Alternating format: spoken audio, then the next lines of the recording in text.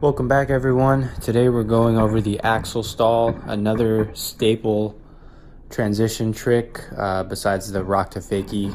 This time, of course, setting your truck's backside on the coping and going back in regular, basically like a 50-50 stall. We're gonna go over those today. Super fun and easy. I remember learning these growing up, and I actually think that you should learn this trick backwards. You should probably learn how to stall and then drop in from an axle stall position before learning how to get up there, just so that the second half of this trick goes a lot smoother, and all you really got to worry about is learning how to get into the axle. So I'm actually going to start off doing this one backwards, a little different today.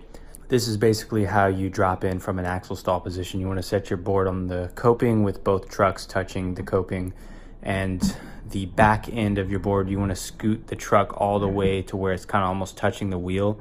And this is going to help give you more security and make you feel more secure about just going in and not hanging up. I remember that was a concern of mine when first learning this trick, that I would turn in from the axle stall and accidentally get into like a disaster stall or whatever and just end up hanging up and falling down, but that's not the case.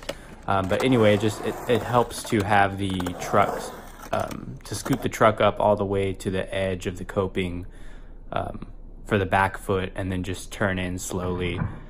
You should definitely know how to drop in on whatever quarter pipe you're trying this on before learning how to drop in from an axle stall position, but you want to master that first. So just make sure you know how to, scoot the truck to the edge, lift up the front wheels, and just turn in slowly. So you want to practice that to get that part down first, and then I would recommend learning how to get into the 50-50s. So usually one of two things happens with this trick. Either you don't get enough speed to get on top, or you get too much to where you just sit on the deck, or you end up standing on top of the deck but overshooting it to where you don't go back in, or your wheels just ride completely on top of the quarter pipe instead of just standing and on the coping. And that's something that you just have to get used to over time, is really learning how to gauge how much speed you're really going to need for an axle stall. You just want just enough to sit on top of the coping but not overshoot it. So just get comfortable with that, and I would recommend just doing more and more kick turns until you get closer and closer.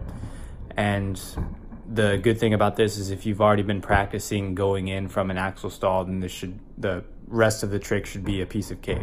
You want to make sure that you keep your shoulders lined up with the board so that you're fully committed to the direction you're turning. Whichever direction you're going on transition, you want to make sure that your shoulders are lined up with the board, and that your head is also facing the proper direction, because your body tends to want to follow wherever your head is facing. So you want to make sure that your body's lined up for this trick, so that you're not hesitant when turning backside, and definitely feel comfortable enough, like I said, kick turning higher and higher to the point where you feel comfortable resting on the coping backside. You can come at a straight 90 degrees, or you can come at a slight angle. If you don't want it to grind at all, I would just recommend going straight up the quarter pipe. The cool thing about this trick is, after nailing it down, it's a lot easier to learn how to just 50-50 grind on the coping, so you can start adding more and more of an angle to it if you want to get more of a grind in it.